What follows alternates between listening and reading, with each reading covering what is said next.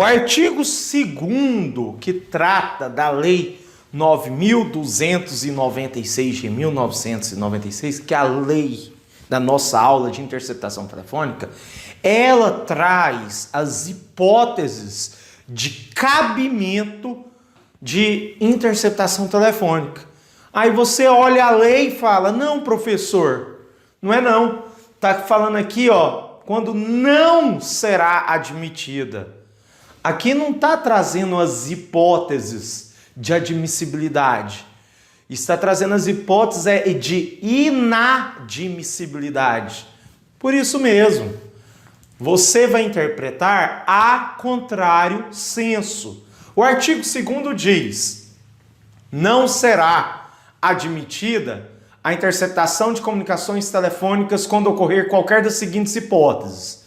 Aí diz, no inciso 1, quando não houver indícios razoáveis de autoria ou participação em infração penal. O inciso 2 diz, a prova puder ser feita por outros meios disponíveis. E o inciso 3 fala, o fato investigado constituir infração penal punida, no máximo, com pena de detenção. Ok, é assim que está na lei. Mas, para você descobrir quais são as hipóteses de admissibilidade para interceptação telefônica, é só você colocar aqui, ó, tiro não. Tiro não. Aí você lê, será admitida a interceptação de comunicações telefônicas quando ocorrer qualquer das seguintes hipóteses. É só você tirar o não e você vai ver quando vai ser admitida. Se você tirou o não lá em cima, você tira o não aqui embaixo. Então, quando houver indícios razoáveis de autoria ou participação em infração penal. Então, é uma condição. Segunda condição, quando a prova, agora você coloca o não, quando a prova não puder ser feita por outros meios disponíveis. Inciso 3.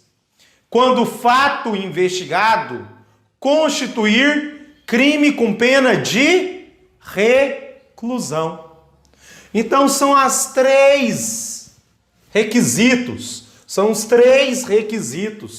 de admissibilidade para você poder usar a Lei 9.296, para você poder usar interceptação telefônica, ok? Então, quando houver indícios razoáveis de autoria e participação na infração penal, pode. Quando a prova não puder ser feita mais por outros meios disponíveis, você não tem mais outros meios disponíveis. Quando o fato investigado constituir um crime com pena de reclusão. Aí eu te pergunto, esses três requisitos aqui, inciso 1, inciso 2, inciso 3, do artigo 2º, você, para ter a interceptação telefônica, basta você ter um desses três requisitos, ou esses requisitos são cumulativos. Então, como que a prova pode te perguntar?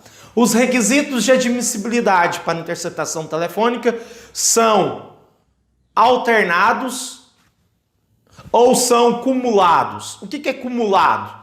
Cumulativo, é quando você soma, né? Quando você tem que ter os três requisitos. Alternado, o que é alternado? Quando você, para ter a interceptação telefônica, basta ter apenas um desses. Isso é alternado. Ou um, ou dois, ou três. Aí eu te pergunto, esses requisitos de admissibilidade aqui para a interceptação telefônica são cumulados ou são alternados? A resposta é, são cumulativos. Para você conseguir interceptação telefônica, você tem que ter os três requisitos. Ou seja, quando houver indícios suficientes de autoria e participação. Quando a prova não puder ser feita por outros meios disponíveis e quando o fato investigado constituir crime com pena de reclusão. O informativo número 593 do STJ traz uma palavra linda, uma palavra para você colocar aí, um nome para você colocar no seu cachorro. Aí, serendipidade. O que é serendipidade? Serendipidade é quando você vai sair para uma festa, uma menina vai sair para uma festa e quer aquela pulseirinha, quer colocar aquela pulseirinha. E ela está procurando no meio daquela bagunça dela, ela acha um anel, que tinha tempo que ela não achava o anel. Então ela estava procurando uma coisa e acabou encontrando outra coisa. Isso é serendipidade. Serendipidade é o encontro fortuito. O que é encontro fortuito? Eu encontrei de forma fortuita. Eu não estava procurando aquilo que eu encontrei. Isso é serendipidade. Então presta atenção, o que o STJ vai falar a respeito. Com efeito, pode ocorrer o que se chama de fenômeno da serendipidade, que consiste na descoberta fortuita de delitos que não são objeto da investigação. Então, eu já falei anteriormente, vou repetir, numa interceptação telefônica, você vai escutar de tudo o que aquela pessoa está falando. Então, você pode estar investigando um crime de tráfico de drogas, mas ali na conversa, ali que você está fazendo a interceptação telefônica, está escutando tudo, você pode encontrar provas de outros crimes que não seja aquele crime que você está investigando. Ou seja, você pode encontrar provas de um crime de homicídio, de um crime de roubo, então de outros crimes que não são objeto da sua investigação. Então amanhã, quando você for delegado da Polícia Civil, delegado de Polícia Federal, você não vai jogar fora essas informações, esses elementos informativos, essas provas de outros crimes que não são objeto de investigação. Porque o nome disso é serendipidade, é o encontro fortuito de provas. Serendipidade de primeiro grau. Como se não bastasse, você agora tem primeiro grau e segundo grau de serendipidade. Vamos ver o que é serendipidade de primeiro grau. Serendipidade de primeiro grau é quando existe uma conexão ou continência. Os elementos encontrados podem ser utilizados como prova lícita. Ou seja, você... O que significa isso? Vou falar com outras palavras. Você está investigando um crime de tráfico de drogas do José. Então você está investigando o José por ter cometido o crime de tráfico de drogas. Aí você inicia a interceptação telefônica. O que acontece? Acontece que José, na conversa com João, manda João matar duas pessoas que estão devendo, está em dívida com ele. Ele é traficante e tem duas pessoas com dívida. Então, o próprio José, a mesma pessoa que está sendo investigada por tráfico de drogas, e pelo crime dele, tráfico de drogas, digamos assim, pela profissão dele de traficante, ele mandou matar dois clientes ali que estavam em débito com ele, com dívida com ele, e para que os outros clientes não ficassem endividados com ele, esse recado fosse passado para os demais. Então ele vai e manda matar. Isso é serendipidade de primeiro grau. Por quê? Porque tem uma ligação direta com aquele crime que está sendo investigado. Então, serendipidade de primeiro grau é o encontro fortuito de provas de um crime diferente daquele que você está investigando, porém tem uma relação direta com o crime que está sendo investigado. Serendipidade de segundo grau é quando não há essa conexão. Então, a serendipidade de segundo grau é quando você está investigando José por tráfico de drogas. José vai conversar com Joaquim. Joaquim está em outro estado do Brasil. José está num estado, Joaquim está em outro estado. Aí Joaquim fica conversando com José e contando vantagem. Ontem eu estuprei a Maria, fulana de tal, na cidade tal. Hoje eu vou matar o Beltrano. Beltrano vai morrer porque o Beltrano está em dívida comigo. Então, serendipidade de segundo grau é quando você descobre provas de crimes que não têm relação com o crime que você está investigando. Então, o exemplo que eu estou dando, você, delegado, que está fazendo a interceptação telefônica, você está vendo aquela conversa de José com Joaquim, no qual você descobre que Joaquim é um criminoso de outro estado, que cometeu o crime de estupro. Ele mesmo está confessando ali na conversa. Ele mesmo está falando que está mandando matar, vai morrer fulano de tal hoje por causa de dívida. Então essa prova fortuita, essa serendipidade, isso que ocorreu na conversa, é a serendipidade de segundo grau. Ela vai ser utilizada sim. Vamos ver o conceito que eu preparei para você de serendipidade de segundo grau. Quando não há conexão ou continência, ou seja, só podem servir como notícia crimes, a fim de iniciar uma nova investigação.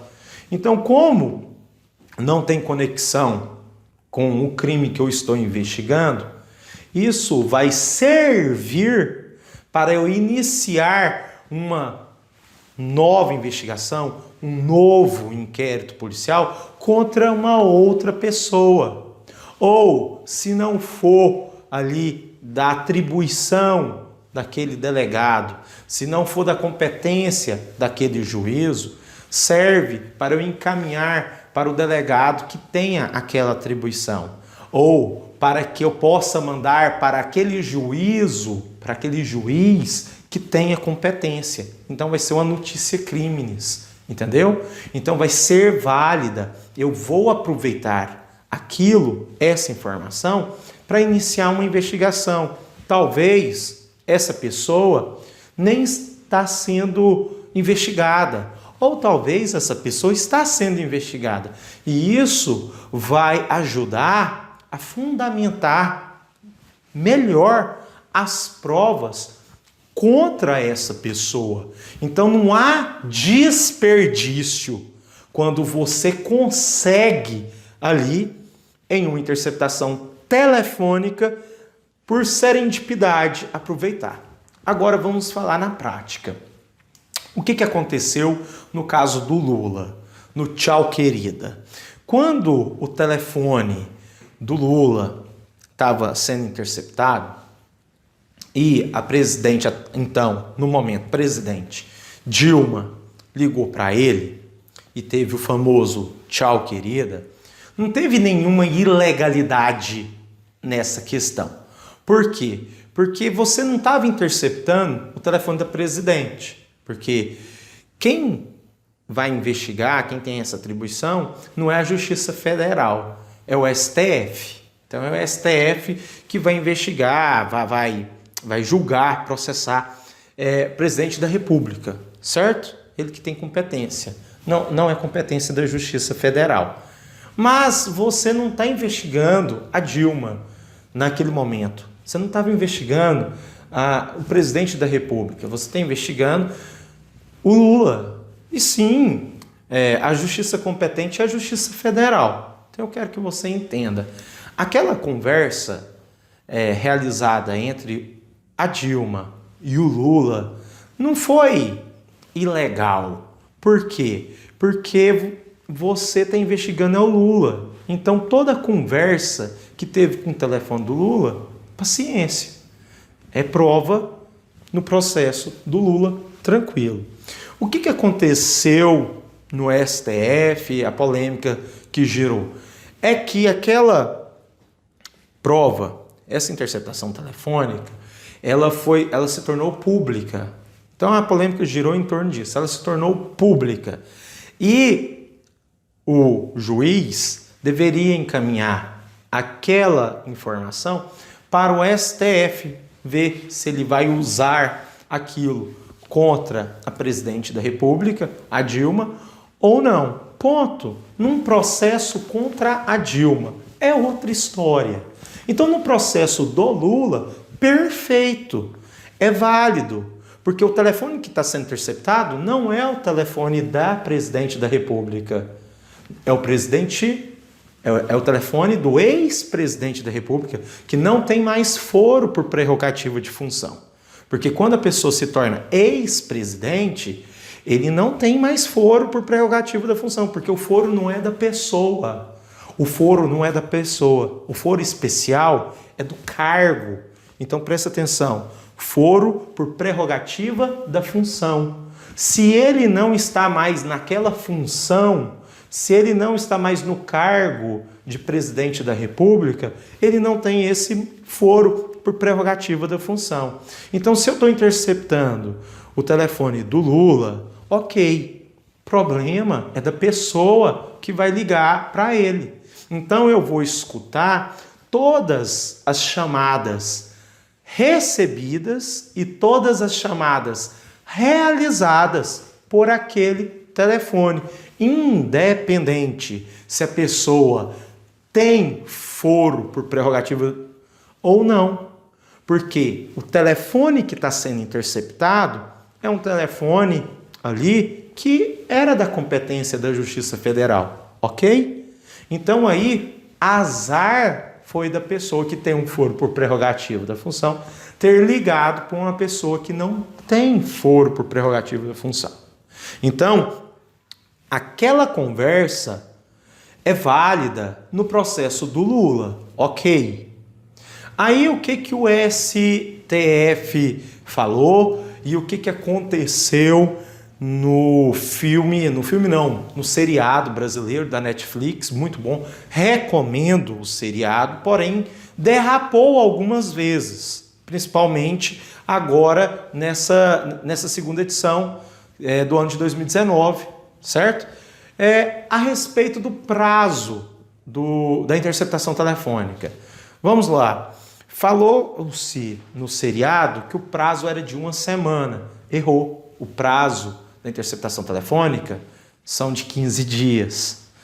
Em alguns momentos, eles usam a palavra grampo quando eles querem falar de interceptação telefônica. E algumas vezes ele fala a palavra interceptação telefônica quando eles querem dizer grampo. Então presta atenção.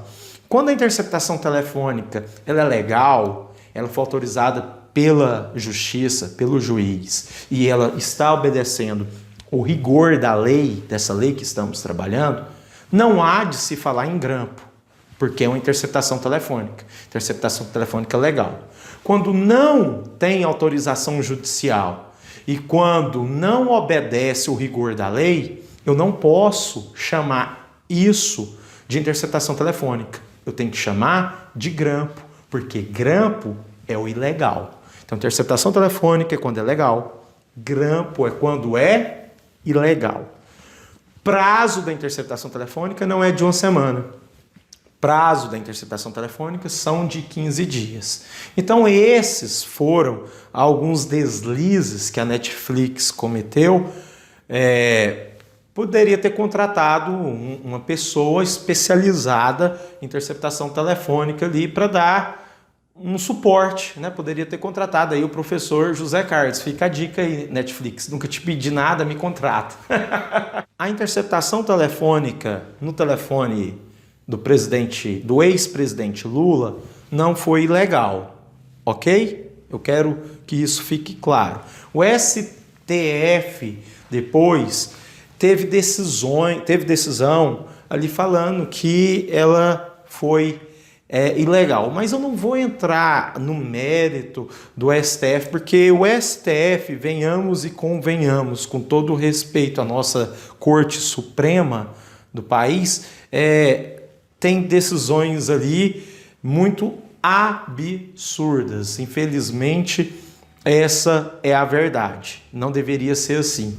Então, aquele conteúdo da conversa teve a polêmica do juiz Sérgio Moro ter colocado o conteúdo público. Aí eu quero falar para você. A interceptação telefônica, ela tem uma característica de ser sigilosa? Sim, tem a característica do sigilo, porque não faz sentido nenhum eu interceptar o seu telefone e eu avisar você que o seu telefone está sendo interceptado. Porque se eu vou interceptar o seu telefone e eu não uso do sigilo, eu dou publicidade, você fica sabendo que o seu telefone está sendo interceptado, a partir deste momento que você tomou a ciência, você não vai mais falar aquilo que eu espero que você fale. Você não vai confessar nenhum crime pelo telefone, você não vai combinar nenhum crime, você não vai organizar nenhum crime, se você sabe que o seu telefone está sendo interceptado. Então, a partir do momento que você sabe, acabou. Não faz sentido a interceptação telefônica. Por isso que a interceptação telefônica tem uma característica de ser sigilosa. Mas preste atenção, ela só é sigilosa enquanto ela está sendo realizada, ok? Quando encerra a interceptação telefônica e quando eu tenho a certeza, eu delegado de polícia ou eu juiz, tenho a certeza que não vou precisar mais dessa ferramenta que se chama interceptação telefônica, quando eu concluo a interceptação telefônica e eu vejo que não há mais necessidade de prorrogar o prazo da interceptação telefônica, eu tenho a obrigatoriedade de tornar esse conteúdo, essa interceptação telefônica, pública. Porque, em via de regra, os atos da administração pública, os atos do poder judiciário, do poder legislativo, do poder executivo, são públicos. A exceção é que é sigilosa. Então, a exceção, enquanto está sendo realizada a interceptação telefônica, eu tenho que ficar de bico fechado. Não faz sentido eu avisar todo mundo que está rolando a interceptação telefônica. Mas eu posso falar para todo mundo depois que acabou a interceptação telefônica. É lógico isso, é racional isso. Você consegue entender. Se coloque no lugar do delegado ou do juiz que está ali nesta operação, buscando provas para uma sentença, ou uma absolvição, ou uma condenação. Ok? Tem que colher frutos, então não faz sentido eu divulgar. Porém, depois que encerra a interceptação telefônica, eu posso dar publicidade, sim. Agora eu quero fazer uma observação. Eu disse para você que a partir do momento que o meu telefone, o seu telefone, o telefone de uma pessoa está interceptado, existe a figura de uma terceira pessoa que está escutando toda aquela conversa. Então é toda aquela conversa mesmo. É claro que uma interceptação telefônica que dura 15 dias, vamos lá, vai ter quantas ligações? Bom, eu mesmo, particularmente, eu recebo poucas ligações, eu recebo umas 20, 30 ligações por dia. Então imagine qualquer outra pessoa, pode receber mais, pode receber menos ligações. Não quer dizer que todas as ligações que aquela pessoa receber ou aquelas ligações que ela for fazer vai ter relação com crime. A maioria delas não. A grande maioria daquele conteúdo, daquelas conversas, não tem nada a ver com crime. Então não faz sentido a justiça ter essas conversas guardadas. Não faz sentido também a justiça liberar essas conversas. O que interessa para a justiça, o que interessa para a Polícia Civil, o que interessa para a Polícia Federal é apenas o conteúdo, a conversa, que tem relação com o crime que está sendo investigado. Então, não me interessa o Lula, a conversa do Lula com a namorada dele, não interessa essas besteiras. Aí a minha mulher pega meu celular e faz ligação para a mãe dela e começa a tricotar pelo telefone. Essas conversas não tem interesse nenhum para a justiça, mas tem uma terceira pessoa que está escutando tudo, está gravando tudo. O que deve acontecer quando encerra a interceptação telefônica?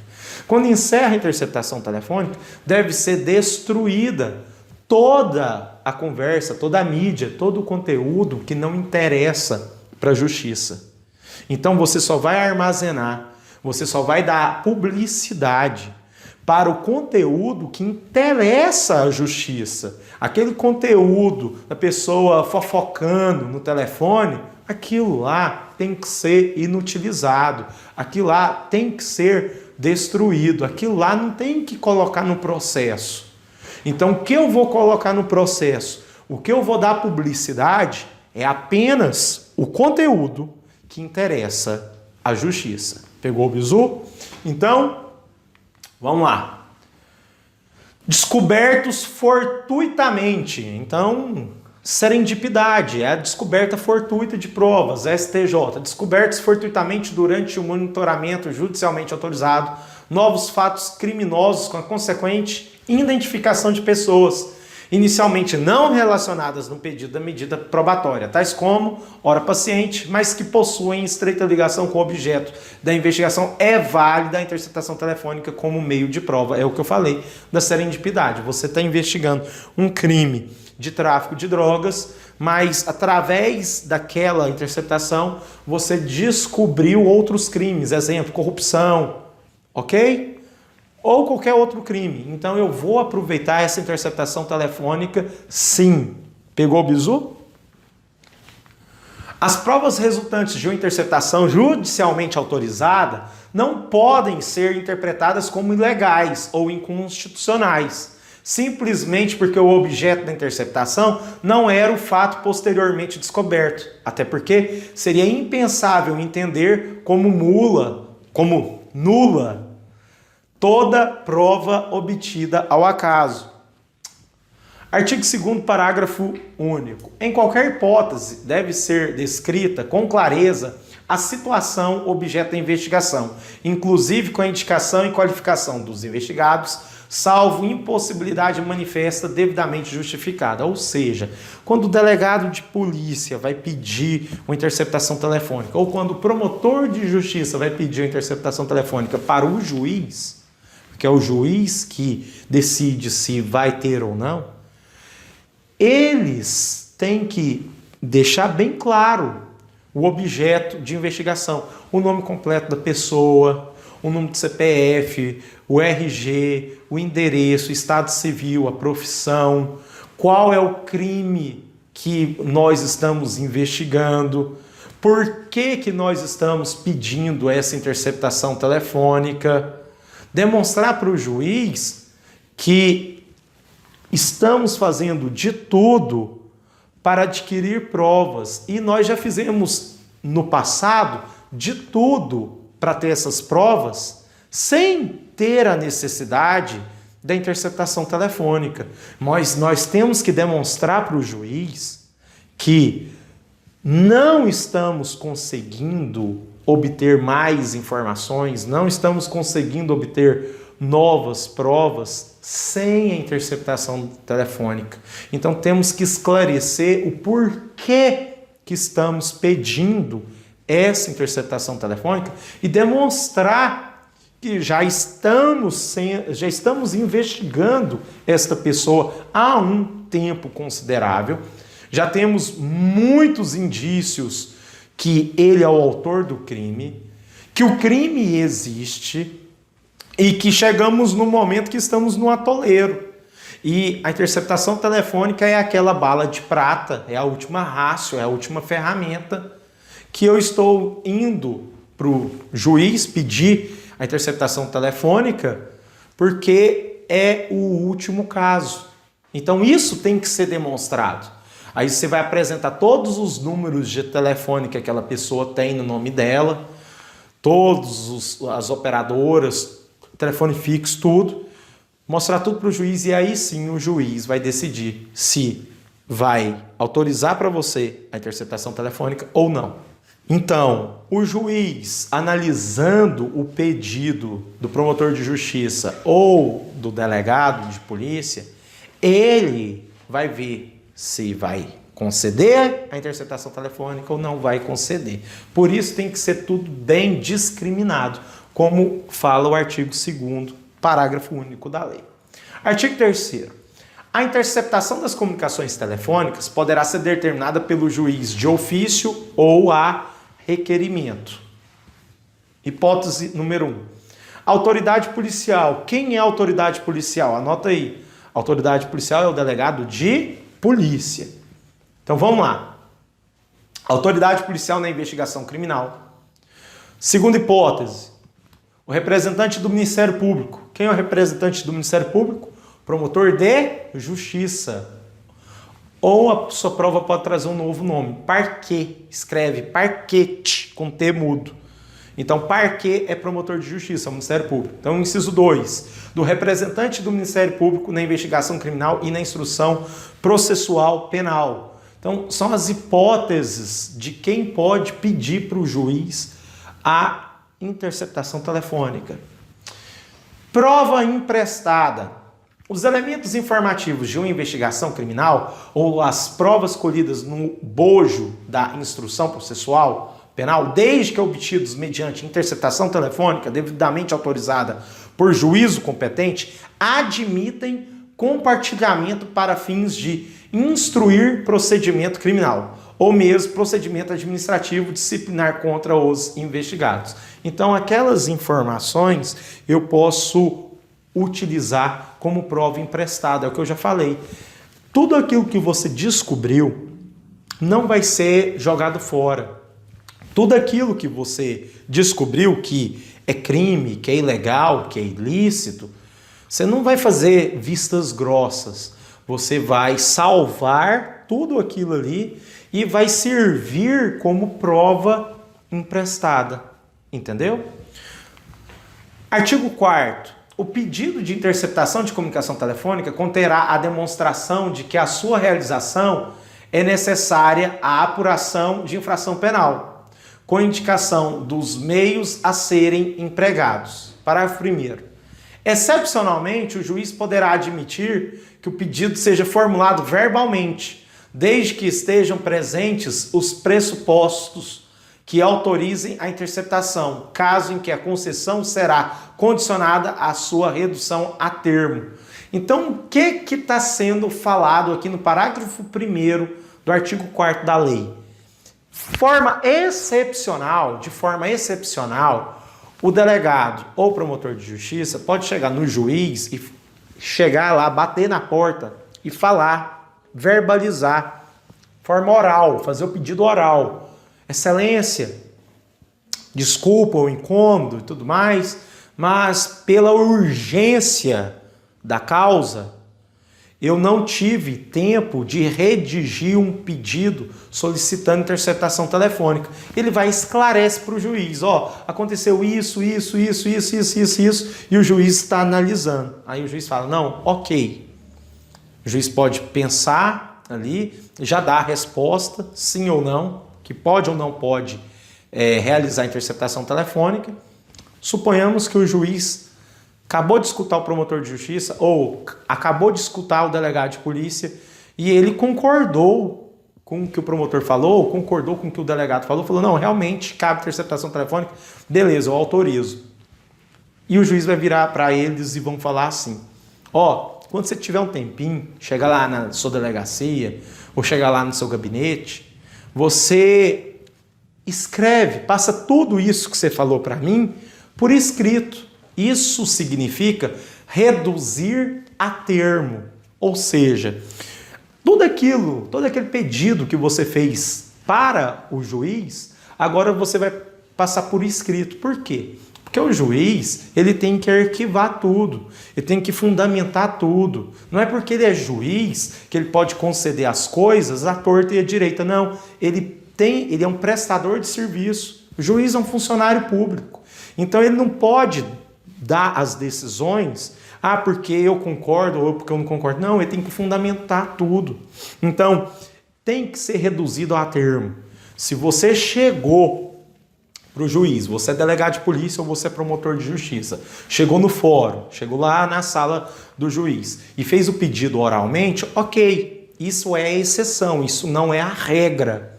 A regra é que o pedido de interceptação telefônica tem que ser feito por escrito, tudo certinho, para o juiz anexar no processo, ok? Para ter um documento. Como que você vai registrar o que você está falando? Como dizem, as palavras voam. Não tem como você segurar aquilo que você falou.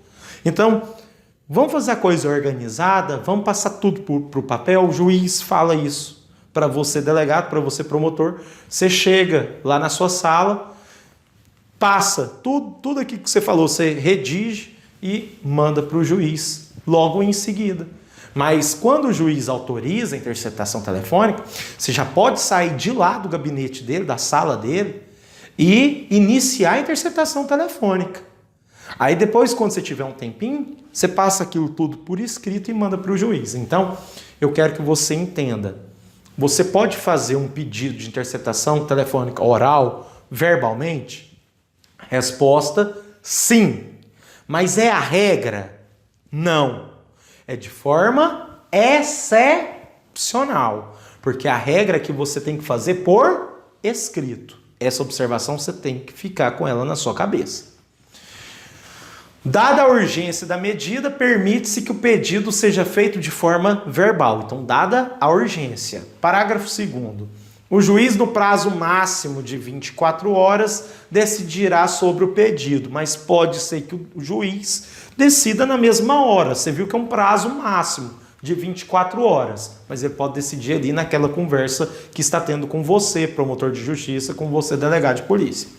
Trata-se de prazo especial previsto na lei, impondo ao juiz decidir em 24 horas, dada a urgência da medida, ok? Artigo 5º. A decisão será fundamentada sob pena de nulidade, é o que eu falei.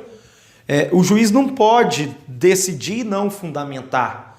Toda decisão do juiz tem que ser o quê? Fundamentada. Então, artigo 5º. A decisão será fundamentada sob pena de nulidade, indicando também a forma de execução da diligência, que não poderá exceder o prazo de 15 dias. Qual é o prazo de interceptação telefônica? 15 dias. Renovável por igual tempo, uma vez comprovada a indispensabilidade do meio de prova. Isso aqui é muito importante. Cuidado, que a banca vai fazer um Ctrl+C, Ctrl+V desse artigo 5º, vai colocar na sua prova, quando você pegar a sua prova e ver, vai falar assim, nossa, a banca foi gente boa, colocou aqui a letra da lei, copiou e colou. Eu nem lembrava do artigo 5º. Que bom que ela copiou e colou. Aí a pergunta vai ser, o prazo da interceptação telefônica é de 15 dias. É a frase que ela vai colocar. O prazo da interceptação telefônica é de 15 dias. Podendo ser renovada uma única vez, comprovada a indispensabilidade. Aí você fala, poxa, mas está idêntico o que está aqui. E você fala que está certo. Então ela colocou a letra da lei, colocou essa frase que eu acabei de falar, prazo é de 15 dias, podendo ser renovada uma única vez, demonstrada, comprovada a indispensabilidade. Aí você fala, não, essa questão está certa e a banca me ajudou. Ok. E quando você sai o gabarito, a questão está errada. Por que essa questão está errada? Porque não é uma única vez. E sim, pode ser renovada uma vez comprovada. Esse uma vez, olha o português, o tanto que é importante. O português é o que derruba o candidato, não é o conteúdo jurídico, mas o português. A banca escreveu que o prazo é de 15 dias. Ok, o prazo é de 15 dias, isso está certo. Pode ser renovada? Sim, pode ser renovada. Só que a banca falou que só pode ser renovada uma única vez. Não, uma única vez está errado. Interceptação telefônica pode durar 2 anos. Pode durar 2 anos. Só que olha o trabalho que o delegado ou o promotor de justiça vai ter. De 15 em 15 dias, ele tem que renovar o pedido lá no juiz. Então, de 15 em 15 dias, o delegado ou o promotor de justiça tem que bater na porta do juiz e pedir a renovação do prazo. O juiz não pode, esse promotor está me enchendo o saco aqui, de 15 em 15 dias ele está vindo aqui pedindo interceptação telefônica, eu vou autorizar essa interceptação telefônica por 1 ano. Não! Isso não pode acontecer. Cuidado que a sua banca vai tentar te induzir ao erro. A duração é 15 dias. Mas uma pessoa ficou num total 2 anos com o telefone interceptado. Isso é possível? Sim, isso é possível. Desde que o delegado ou o promotor de justiça, de 15 em 15 dias, ele bateu lá na porta do juiz, entregando o pedido lá para renovar. Ok? Então, a interceptação telefônica, qual é o prazo?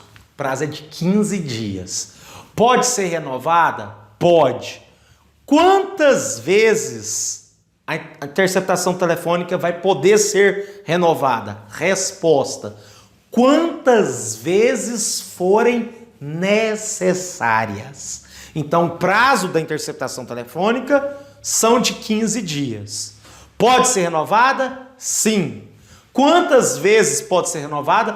Pode ser renovada quantas vezes forem necessárias.